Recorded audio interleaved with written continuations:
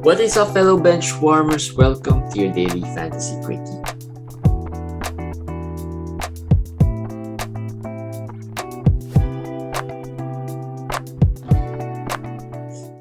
Hey guys, what's up? Welcome to another quickie. My name is JJT with Komish Eric, Komish.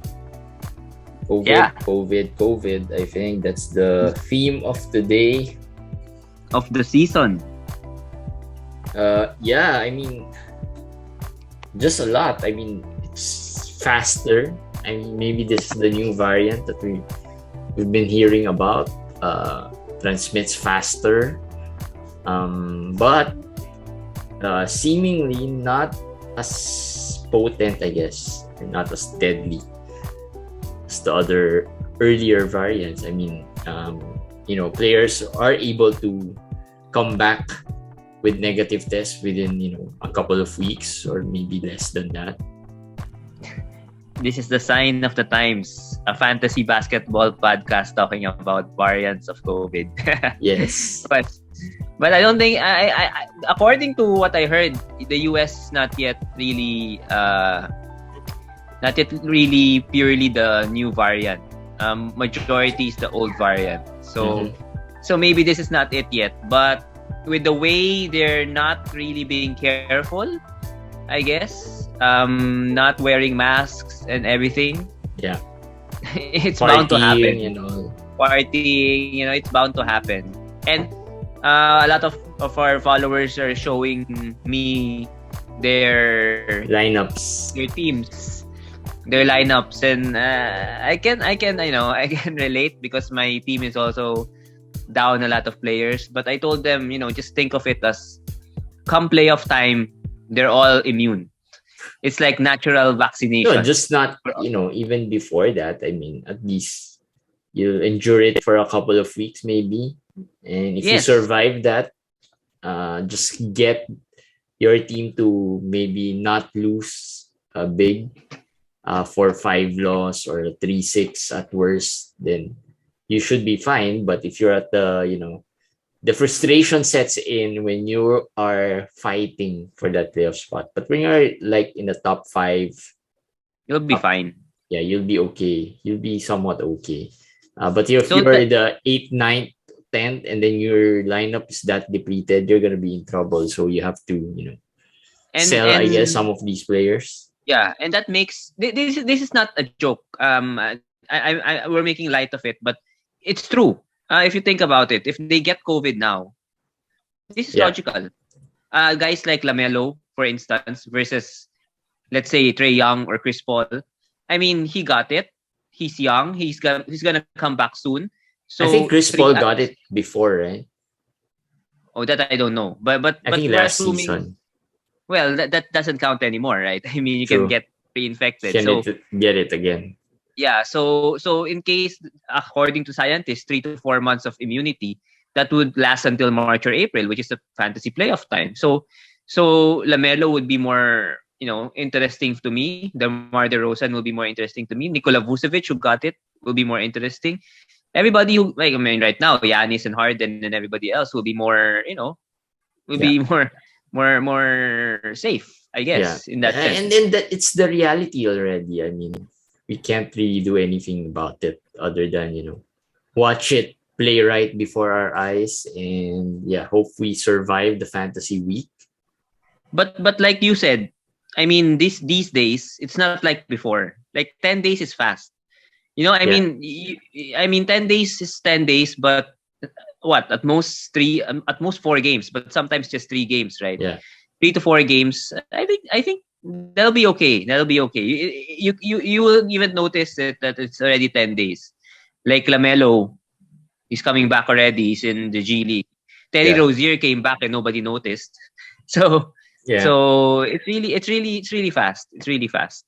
And plus, they have some protocols in place wherein if you like LeBron's case, right? I think he didn't really serve that 10 days thing. I think Rozier did last 10 days. Did he? I mean, he had COVID pretty much the same time as LaMelo. Yes, and he did not have the reconditioning thing with the G League. We didn't hear anything about it. He just returned. Yeah. There are false positives though, like LeBron. You can see the difference. Like Kyle Kuzma is questionable for tomorrow, but he's supposed to be positive. So maybe there are levels to it. Sometimes they have positive, negative already. So that's why they're questionable sometimes. So yes, there are others who have symptoms, and those players, those are the ones that will really, like Embiid, right? Those will be the ones that are really gonna be out long. We don't know who have symptoms or who do not have. They don't report that. So we just have to speculate and hope that they get the asymptomatic kind. They're the asymptomatic kind. Yeah. So let's talk about some of these players and maybe some replacement players. Let's see. The Brooklyn Nets had 7 players right off the bat. 7 in COVID protocols, but the biggest names are Harden, James Harden, LaMarcus Aldridge, and maybe some other rosterable players like Bruce Brown and Paul Millsap. So the rest, they're pretty much still, you haven't really rostered them, so they're kind of irrelevant at this point. But who is, well, the most famous ad, I guess, is Nick Claxton. He is the most famous ad, but I did not add him. I could have added him. I added Bruce Brown, and then after an hour or so, they put him in COVID protocols also. So I'm very wary of adding these Nets right now because they're at the minimum. They're at 8 players. Yeah. And you can easily see a game being postponed, like Chicago's games. Just one more probably would, and it's very likely they could have more. Then we don't just they just haven't they manifested late or they tested positive late. So but if let's assume that their games will continue. Nick Claxton is probably one of the best, but Blake Griffin is my ad over Nick Claxton. He's not as sexy as Nick Claxton, but I think as always, these veterans, they do well. They do well. Yeah, it's just that maybe the history or you've seen what they can do already. With Nick Claxton, there's still some question mark if he can do it consistently. Some flaws as well to the game. Though I've seen some managers selling high already on Nick Claxton as early as the first day. That's a very, very those are smart managers. Those are smart managers. He played well today. He played 17 points and I think 8 or 9 rebounds, but he played very well. But the telling thing is Blake Griffin closed the game and played the whole overtime over him. So that's why I said, I'll still go with Blake Griffin. And Blake started early in the season, so I mean, it's nothing new to him. So they'll probably get back to that, but we'll see. Both though could be added. I think both could be. You could roll the dice on any one of those guys, but if you're gonna expect them to be long-term ads, like I told one manager, no one's really long-term ads here. Maybe Nick Claxton, but to be honest, he hasn't really been as good with the full Nets roster. So the players who played well, David Duke Jr. out of nowhere. Just a statement. This COVID thing would make us all know the draft picks this year from pick 1 to pick 60. You would usually not know the second rounders. And another thing that you have to, well, at least sometimes we try to observe, right? These players, they might not be very fantasy relevant this season. Like, David Duke Jr., I don't think he'll be as good, in the next, throughout the season. But maybe next year, these are some of the names that you'll have to watch out for. Right? David Duke Jr., Kessler Edwards. Yep, Cam Thomas. Cam Thomas, we have talked about him before. That he's one of the steals but just of the briefly, draft, right? I mean, he played. Yeah, he did not play well today, and surprisingly, before today, if you ask me who I'd pick up Cam Thomas, but he did not play well today, so that's ironic. But I still think going forward that if you want a scorer, a shooter, you get Cam Thomas over Kessler Edwards. Kessler Edwards has been known to be a shooter in the collegiate ranks, so he's a shooter. You think maybe not Duncan Robinson style, but something like that. Yeah. Similar to that. So if you ask me who you should pick, then depends on your needs. David Duke is like DeAndre Bembry, like a Bruce Brown kind of a player.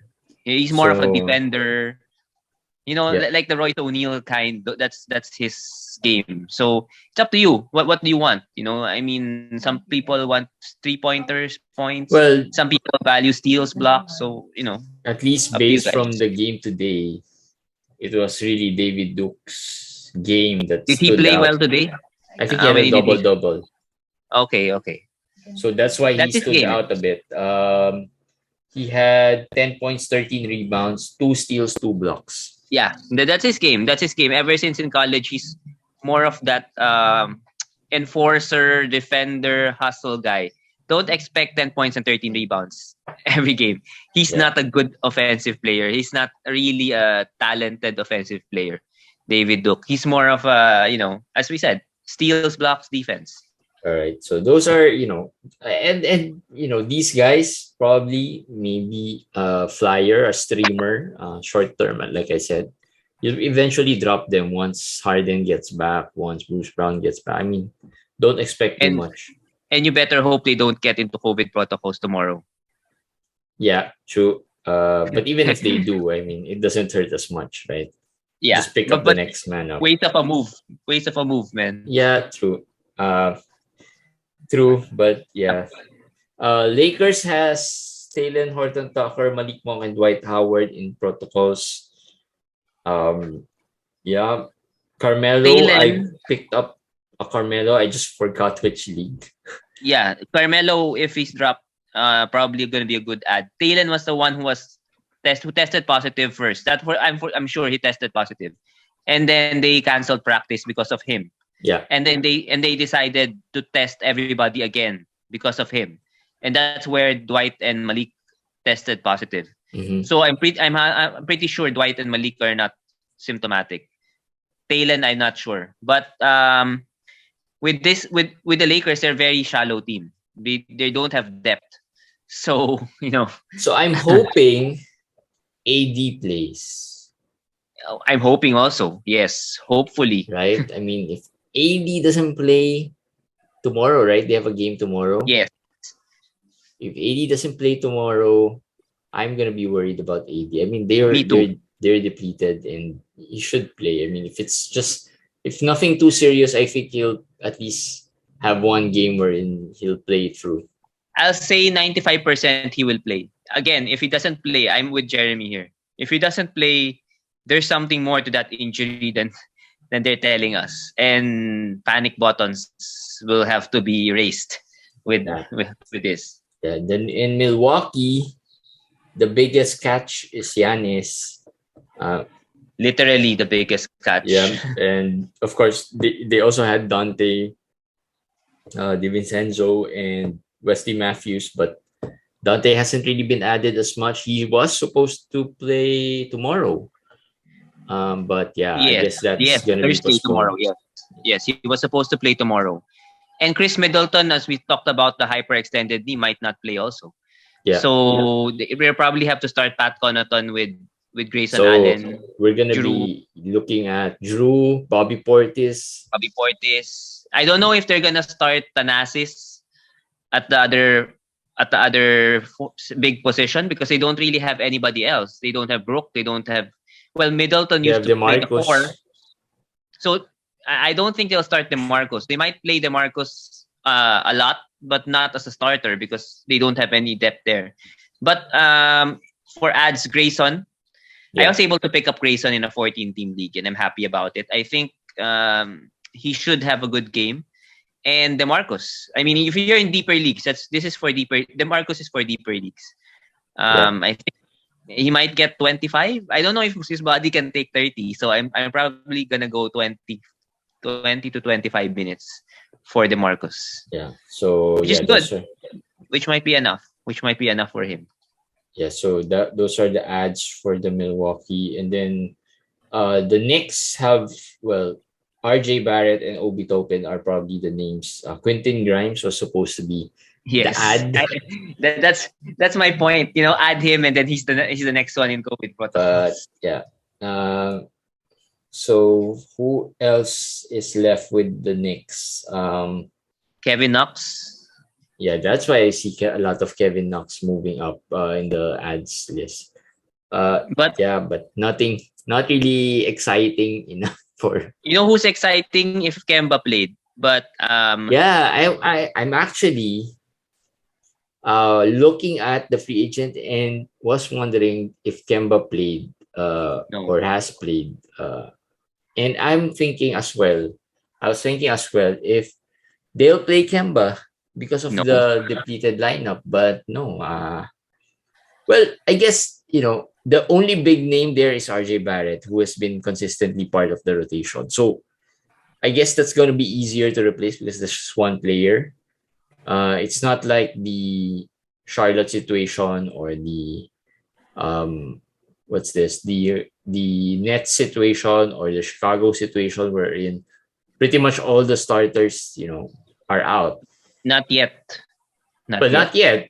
Yeah, but if you look at the timeline, there was a reporter who already looked at it, and he said he followed how the COVID transmitted in the NBA, and it started with this team, and then with this and that, and then Chicago was the last one, right?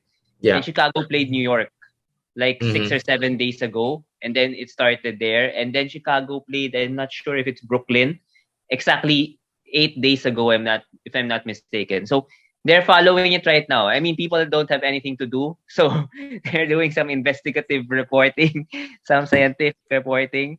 But we don't know. New York is in danger zone. There could be more. There could be more in the next few days. Yeah, and speaking of New York, as if the starters is not enough trouble already. Annoyingly, well, let's talk about Mitchell Robinson first because I saw it in the FBW article that Commish posted. I played Mitchell Robinson in the Roto. Annoying, so annoying.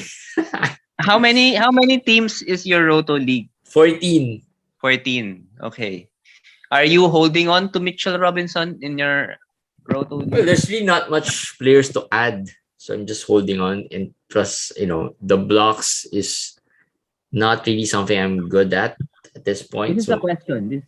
You're in Roto. You're holding Mitchell. You can't drop him because you don't have anybody to add, as you said. Yeah. Do you play him? That's the thing. Okay. So last time I did play him. Okay. Because he wasn't as good before, right? So I said to myself, let's, put him on the bench first. And then he gives me a double-double. He throws out a double-double with, I think, 4 blocks. Yeah. So today... 3 steals, 4 blocks. That was the game. 3 steals, 4 blocks. Yeah. So today, I decided to, play him because I don't want that to happen again.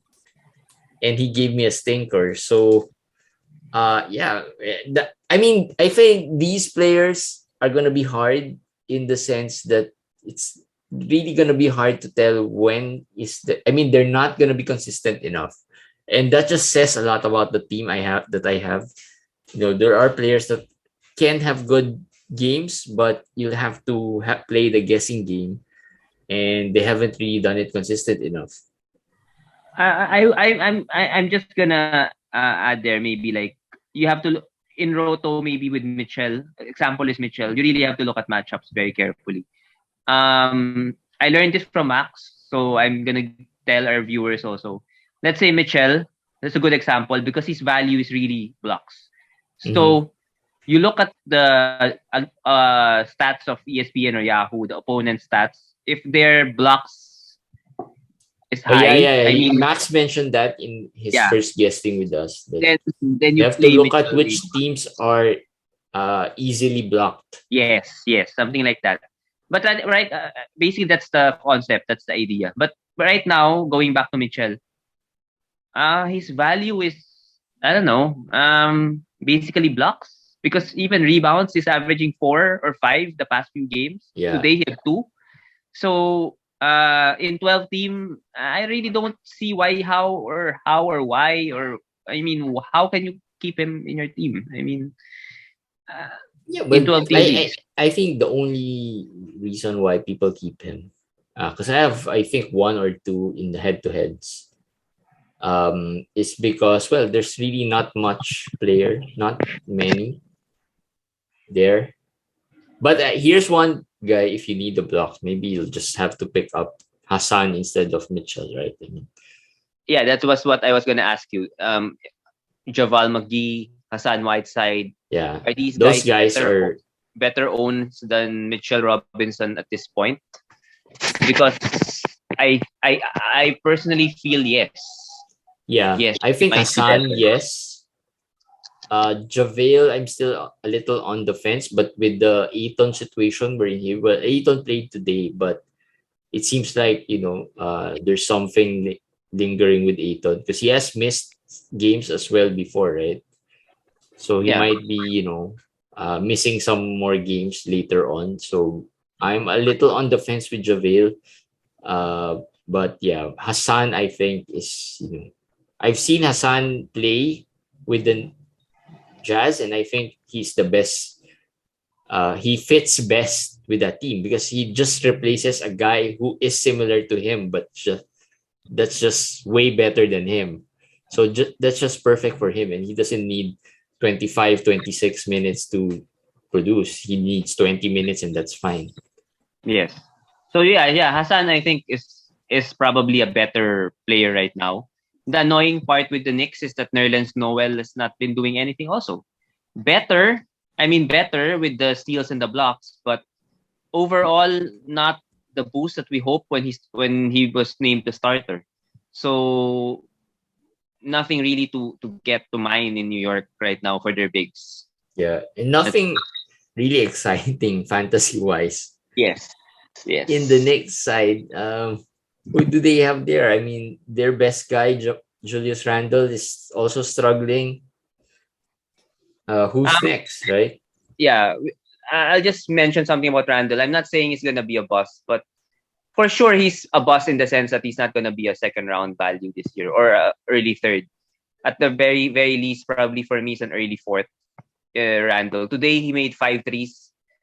That's why he got 31 points. Watch Mm-hmm. the games, guys. Watch the games. He's not a very dependable 3-point shooter or outside shooter, but that's what he has become. He has become a fade away, I mean, fade away shooter, James Harden kind step back outside shooter, and that's not really his strength, but that's what he's been doing every game. That's why I'm not too high on Randall. So that's just my point about Randall. But if you guys feel that he can, return to his old self, then go ahead. I just feel like maybe not this year. Yeah. Yeah, and another worry player is Mikal Bridges. This is what I was talking about, Mikal Bridges. I mean, some managers are quite high on him, given the clean stat set that he provides, like no turnovers, high field goal, good free throws. But again, he is another weird, I guess, and annoying player to own. Weird in the sense that I personally can understand why people are so high on him, You given can that or you can't? I can't. You can't. I Okay. can I can see how clean his game could be, but there are just games wherein you'll be annoyed he doesn't do anything. He's averaging 12 or 13 points, 1.7 blocks. Is that enough for you? That's the question you have to answer, I guess.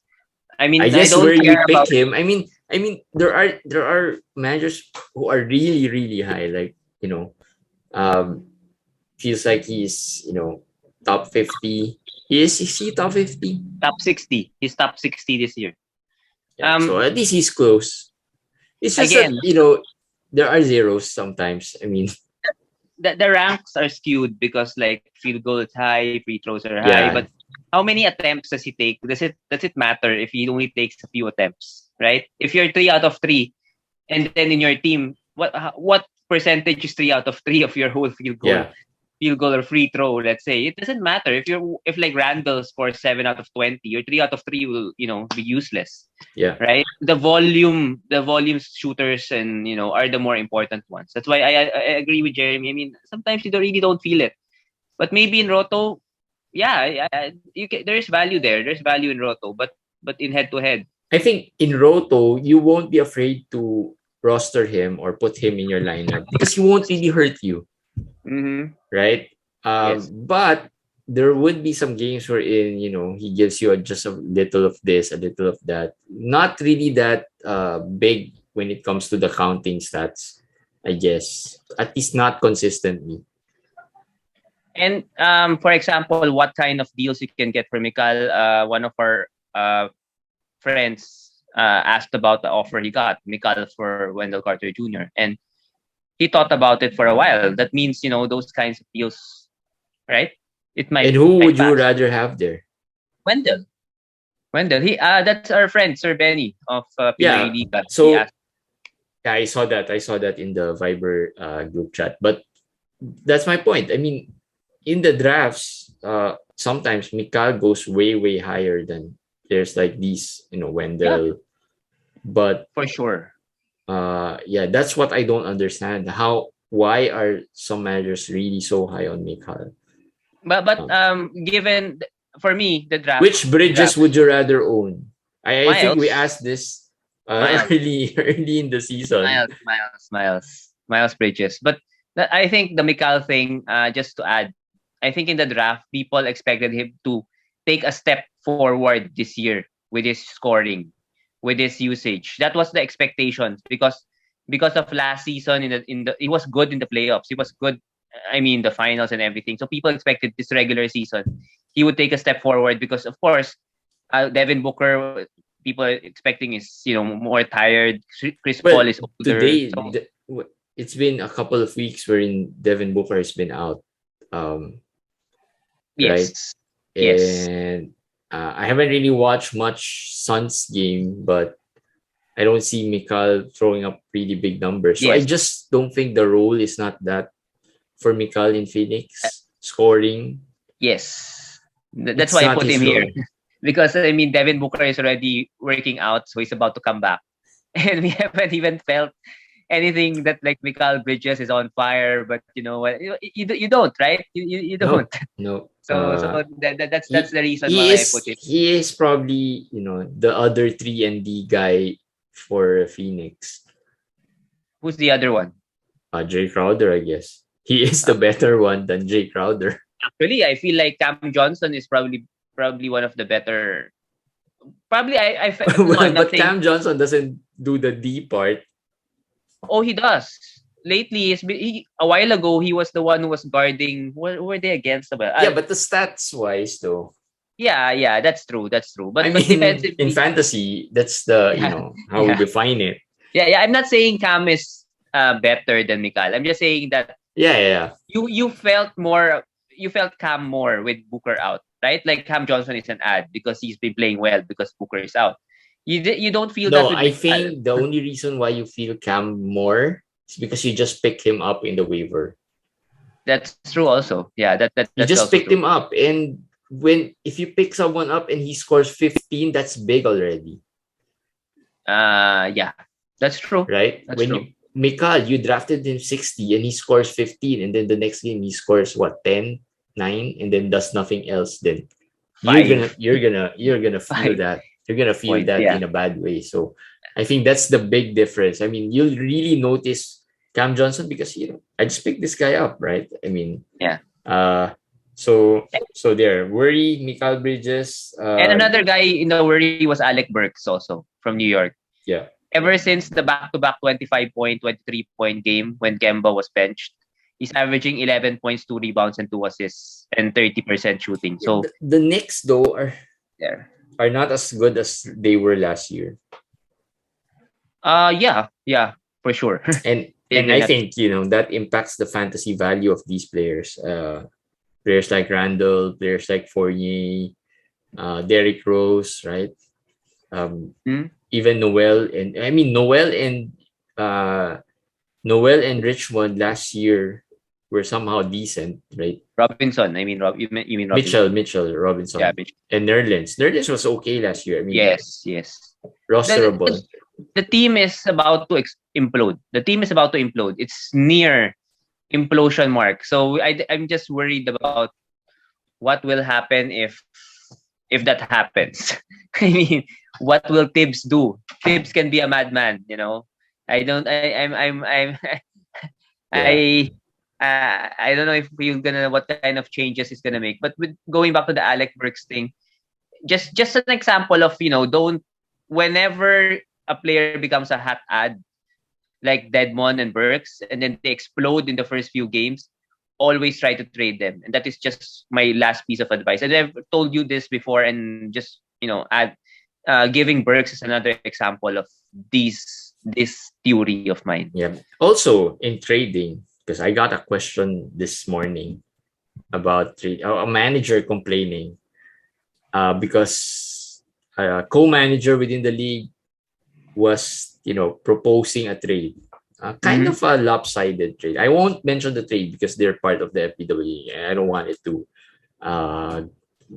garner some friction. So they know he knows who he is if he's listening. But he was selling high on a player, really high on a player, and trying to get solid players. And the manager who was proposed to was complaining why he was annoyed because of the offer. Because it was lopsided, vetoable for, I think vetoable. But I told him, he wanted to call out this person in the group chat and all. I just told him, there's really no use for that. No stopping anyone from offering anything at this point. And it's up to the other manager. If they don't like it, they can always reject it. And no need to do make a big fuss out of it. Again, if they can sell it at that point, then kudos to them, right? If they can sell those players for really good value, kudos to them. But again, I don't know the deal exactly. I don't know the deal exactly, but I guess if it's vetoable, yes, it could be irritating. But there are deals that are not just even vetoable; they're laughable. So that is the time when I'm also irritated. Maybe something like Cole Anthony for Jimmy Butler, something like that, or maybe Cole Anthony for. Sometimes I get deals for like Miles Bridges for Nikola Jokic, something like that. That kind of deals, those are obviously not to that level. I mean, the offer was not to that level, and from the commissioner's standpoint, I can see the reasoning why it was being offered, and it was a 3-4-2 deal, and these are not really big name players like your first round players, so it was fine. I mean, definitely some not easy approve, right? Not just automatic approve type of deal. You really have to think about it before you approve. But again, I said, it's not against the manager who offered, because he has all the right to offer. At the same time, the other manager has all the right to decline or reject. No need to make a big fuss out of it. Yes. How about this offer? This was approved and this was not approved. This was a done deal in our league. Let's see if what Jeremy's vote is. Ben Simmons, Jason Tate, and Isaiah Hartenstein for Tobias and Melton. Ben Simmons, Jason Tate, and Hartenstein for Tobias and Melton. So what's your vote there? What's your vote in that? Tobias and Melton. Yes. If you're asking me if I'm on the Tobias and Melton side still. Will you veto? Hartenstein's been playing a little better. That's hard because of the Ben Simmons thing. And I'll tell you if it was vetoed or not in our league. Probably, did it come out on the time wherein the trade rumors about Ben Simmons was really It came high? out today. It was approved today, but when was it submitted? Today. It was submitted today, and we voted on it today, so it was already decided on whether it was okay or it was. I didn't say it was approved. I think that could be approved. You think this could be approved? I think that's approved. That was vetoed. It was vetoed. And I can understand why. It was vetoed, and I voted yes because I never vote veto anyway in that league or in majority of the leagues because I know the managers and I know that there's no collusion here. And the manager who sold Ben Simmons was just good in selling Ben Simmons. I told him. Yeah, and the timing as well. I mean, there have been the sequence of events, right? A few days ago, there were already news that trade talks have been moving forward a bit. Although whether that's true or not, we don't really care. But from the rumors perspective, that's something that you can say that, hey, look, it's moving. So most likely Ben Simmons will play. And since Tobias is struggling, right? Tobias and remember I told you who was doing something like that?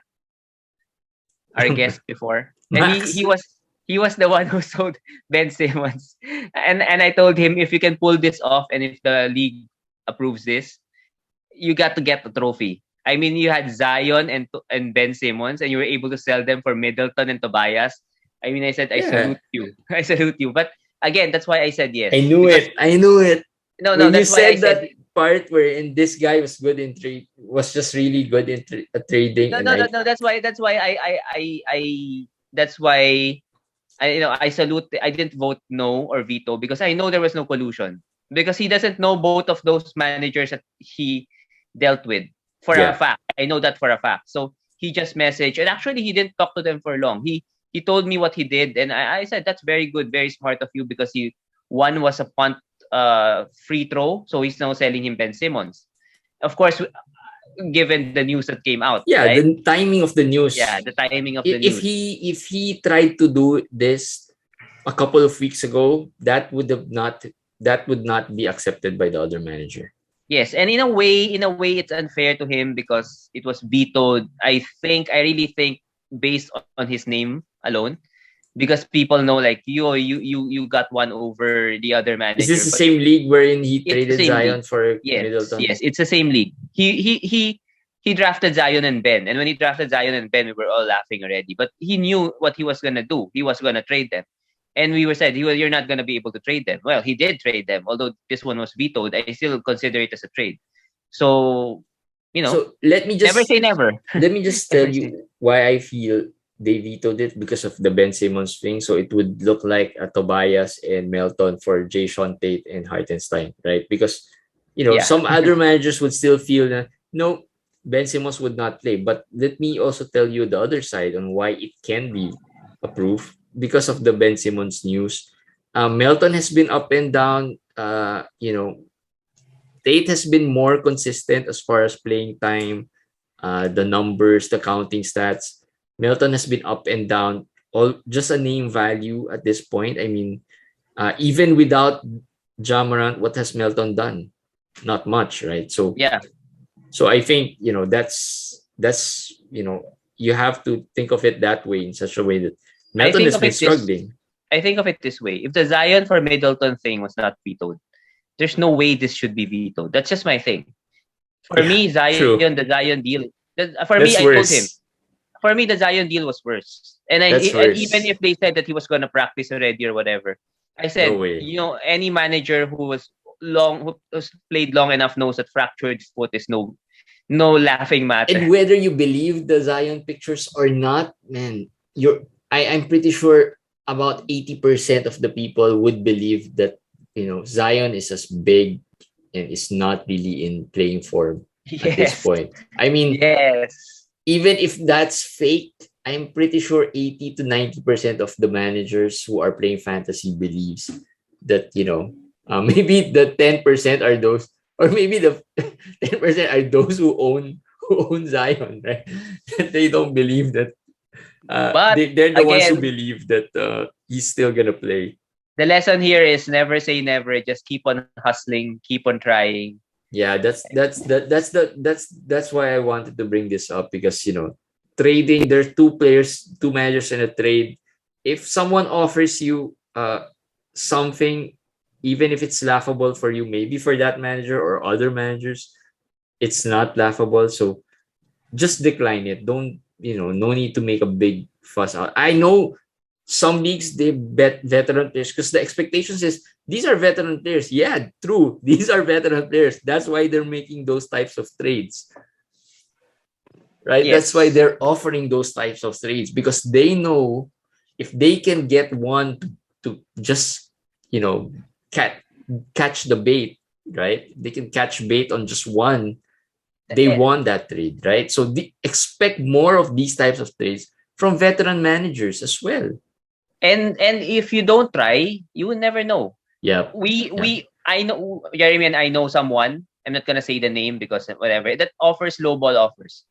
And Jeremy doesn't know who I'm referring to, but we know this manager very well, and he offers really low ball offers. And I've gotten messages from other league managers that we play with and saying, what kind of an offer is this? Why is he offering this? Why is he offering that? And I said, he offers that to everybody. So he's not really, doing it to you personally, like he's targeting you. It's he just how wants he to trade the yes, player. That's just how he values his players differently. So for me, I said, just reject it. Just reject it. Yeah, just He's reject not. He doesn't mean any. And if you have a problem with the offer, let's just say you really have a problem with the manager, just message him personally and tell him, the offer. I don't think. No, don't do that. You know what?